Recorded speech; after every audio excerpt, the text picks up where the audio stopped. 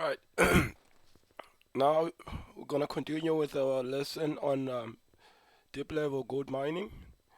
So when um, the migrant workers, so black laborers came from all around South Africa to work on the mines because they worked away from where they lived.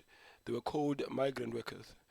They would travel long distances to the mines where they would stay for a few months, and then travel back to their homes in rural areas. So white mine employees were allowed to settle in the town that was being built around the mines, Johannesburg.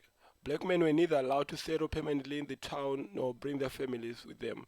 Instead, they had to live on closed compounds such as the ones in Kimberley. So, in order to keep the cost low to increase the profits, mine owners needed a plentiful supply of very cheap labor. So, only black people would work in the dangerous and difficult conditions in the mines for such a little pay. This was because of the methods the mine owners used to ensure that the black people had no choice. Taxes. The government instituted a hard tax, which was £1 per year for every hut in where they lived. So because mine workers earned between 5 cents and 19 cents a day, this amount was quite a lot. It would take 3 months of work to put a hard tax. This meant that the men had to work in order to be able to pay their taxes. So another tax was called the poll tax, which was an amount of £2 per year that every man, including white men over the age of 18, had to pay. So once they had finished their work on the mines and returned home, they had to pay their chief a tax as well. So recruitment. So mine owners realized that although many black men migrated from their villages to Witwatersrand for work, they often arrived and sought work in other places. In an effort to ensure a steady supply of labor, recruiters were sent to villages to encourage men to work on the mines. Chiefs were paid to recruit men, and the recruiting agents traveled with the new workers to the mines to ensure that they did not find work in other places. The contracts. So, knowing that there were many men would likely leave the mines after experiencing the terrible conditions, all the workers had to sign a contract that ensured that they would work for several months. If a worker broke a contract, he would be fined and arrested. This gave them no choice about continuing to work even if they felt unhappy. The pass laws. So the Transvaal government introduced pass laws to help mine owners secure laborers. Each migrant looking for work had to get a 3-day pass, which would while they searched for a job. If they didn't find work by the third day, they either had to leave or were forced to work in the mines. So the increasing burden on women in the reserves, erosion of families. So roles of men and women were very specific and different in indigenous communities. When the men left to find work, the women were left behind to fill both their traditional roles and those of the men who were gone.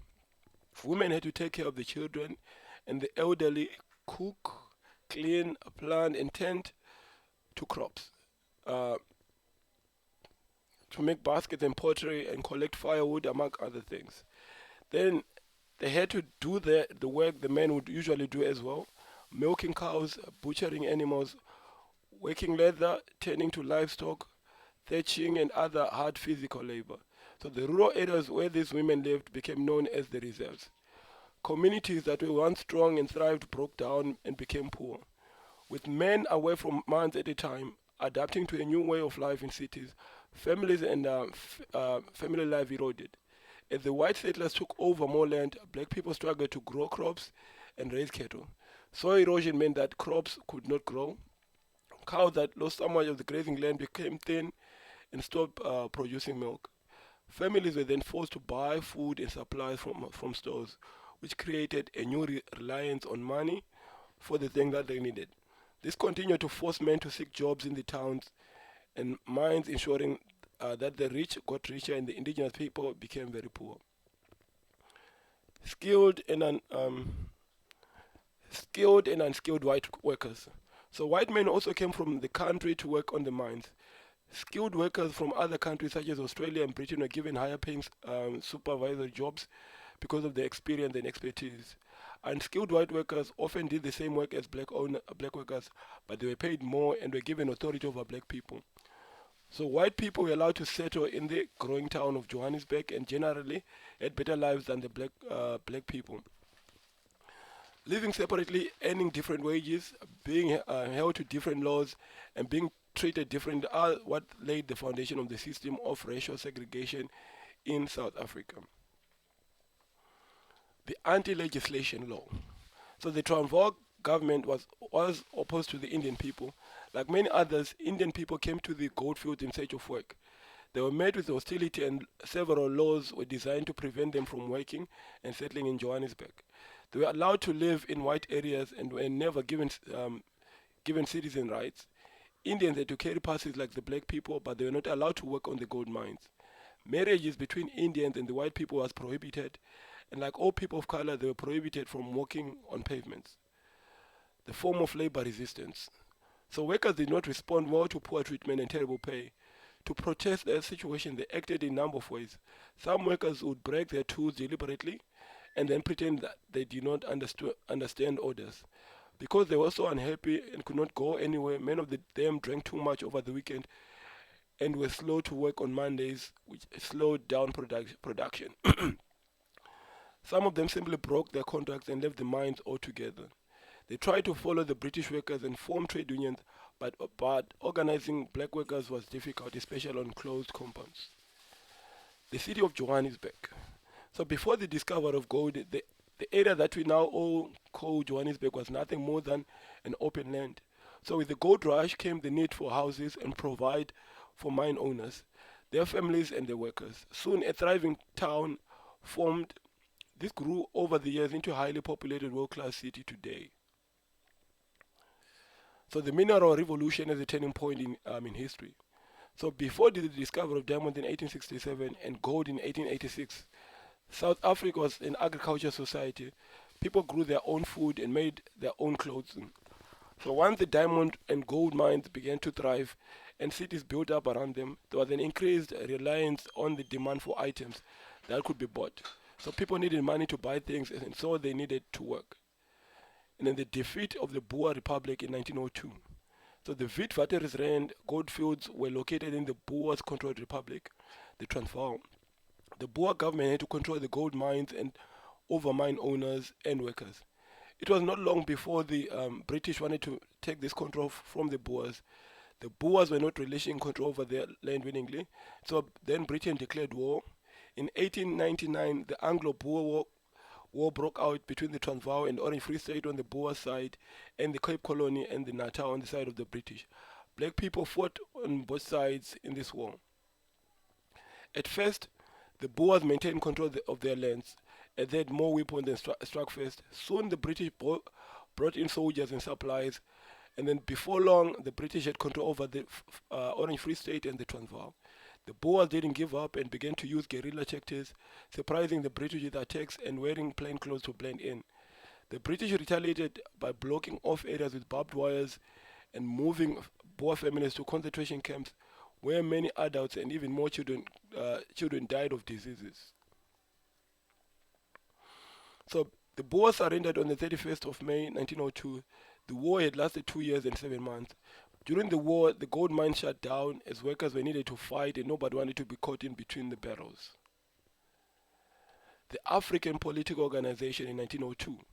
So after the Anglo-Boer War, the British government and leaders of the former Boer territories met to discuss the future of South Africa.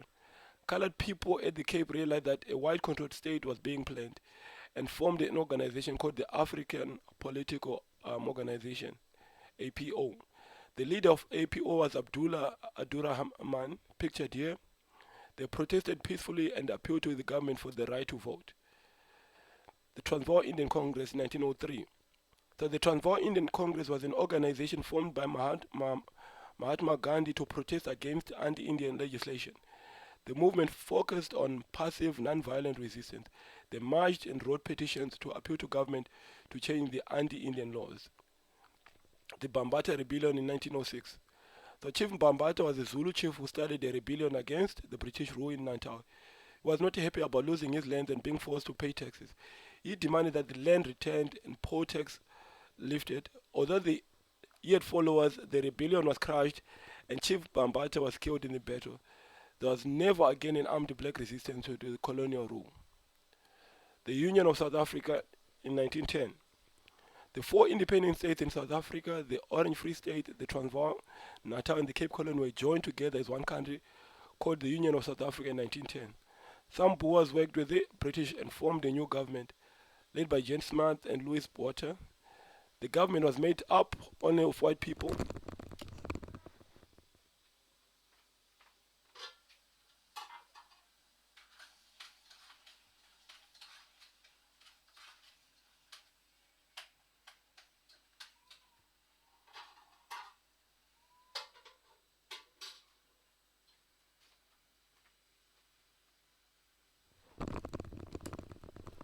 So the South African, um, the formation of the South African Natives National Congress in 1912.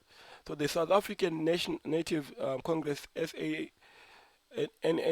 later was named the African National Congress, was formed in the response of the discrimination against black people by the government of the Union of South Africa. John Dube, in the center of the photo, was the first SANNC president, led a delegation of SANNC leaders to the England in 1914 to protest against the 1913 Land Act. The Satyagraha campaign of 1913 to 1914. So Mahatma Gandhi believed in protesting and resisting passively and peacefully.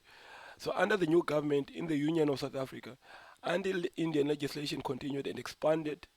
Indian marriages were recognized by law. Indians were not allowed to move freely in the Transvaal area, and all Indians had to pay additional taxes. In 1913 and 1914, many Indians joined the peaceful protest movement. They were met with violence and many went to prison. In 1914, the Union government agreed to recognize Indian marriages, abolishing the tax and allow Indians to move freely in exchange. Gandhi agreed to this Satyagraha campaign would come to an end. The Land Act 1913. So in 1913, the government of the Union of South Africa passed the Land Act. Black people moved to areas that made up 13% of the total land of the country. Although they were made up to 70% of the population, the remaining 87% of the land was reserved for white people, white ownership and occupation. The unequal access to land was a contributing factor to racial tensions and the segregation that later became apartheid. The map of South Africa in 1913 compared with the 1860. So in 1860, many African kingdoms still had claim to their lands.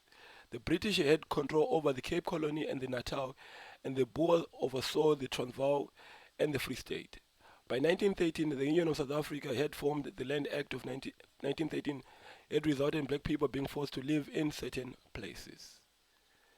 We have come to the end of this lesson.